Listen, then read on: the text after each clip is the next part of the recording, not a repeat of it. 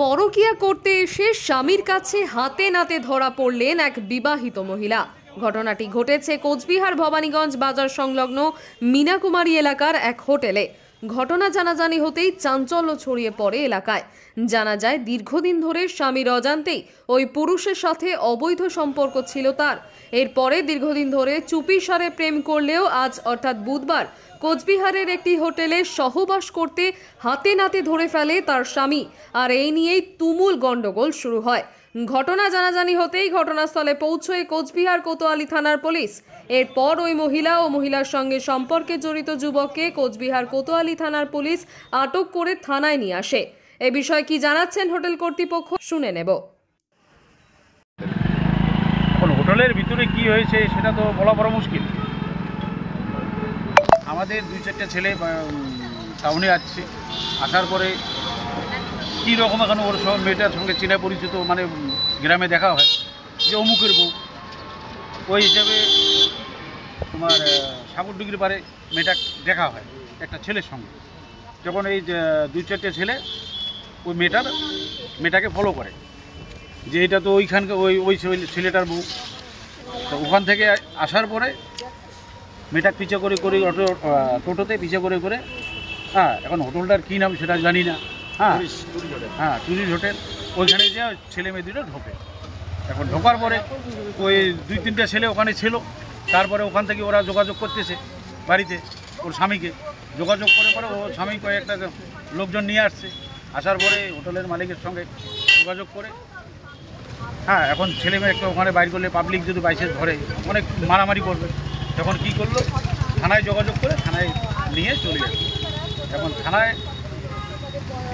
ওরা মেয়ের পক্ষে গার্জিয়ান আসে নাই, ছেলের পক্ষে আসছে, ছেলেরা আসছে। কি মনে হচ্ছে এর অবৈধ কোনো সম্পর্ক রয়েছে? এখন ওর মধ্যে তো সম্পর্ক রয়েছে, অন্য ছেলে নিয়ে যখন একটা হোস্টেলে ঢুকবে নিশ্চয়ই অবৈধ হবে। কোন জায়গার ঘটনা? আপনাদের বাড়ি কোথায়? বাড়ি আমাদের ছোট ললঙ্গি বাড়ি, পাটছাড়া গ্রাম, ছোট ললঙ্গি বাড়ি, জিপি পাটছাড়া। আপনার নাম? মনিরুল হোসেন। আপনি গ্রামের কি হয়? আমরা পঞ্চায়েত। কি হয়েছিল বিষয়টা?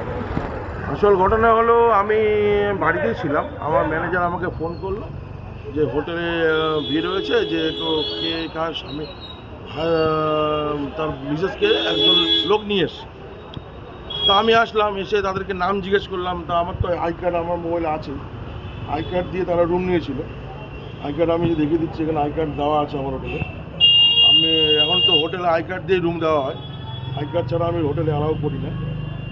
তা ওদের বাড়ির লোক এসেছিলো, তারপরে সেই বাড়ির লোকের কাছ থেকে আমরা নাম জেনে সেই বাড়ির লোকের হাতে আমি দুজনকে উঠিয়ে দিই। পুলিশ আসলো, পুলিশের হাতে তাদেরকে তুলে দিল। কবে এসেছিল তারা এখানে? তারা আজকে এসেছিল, 12:30 নাগাদ তারা এসেছিল। তখন আমি হোটেলে উপস্থিত ছিলাম, যখন আমার সাথে ঢুকেছে তখন তো আমার জানা সম্ভব না যে কার কী রিলেশন, কার সাথে কী ব্যাপার।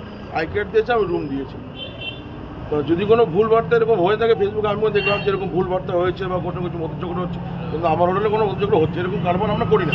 আমি নিজে ভদ্রগড়ের ছেলে, আমার এই হোটেলের একটা নাম আছে, আমার এরকম ব্যবসা কোনোদিনও করি না। মানে তো বৈধ কাগজ দেখিয়ে তারা হোটেলে এসেছিল, এবং আমি থানাতেও ফোন করেছিলাম।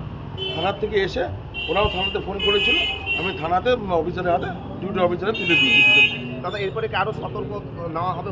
অবশ্যই সতর্কতা তো আমার থাকেই, আমি ম্যানেজারকে আমার বলা থাকে উইদাউট আই কার্ড আমার হোটেলে কোনো এন্ট্রি হবে না, এবং 18 বছর ঊর্ধ্বে যদি হয় তাও আমার আই কার্ড লাগবে, আর I card must. I card ছাড়া আমার হোটেলে এন্ট্রি হবে না। আমার নাম সুমিত।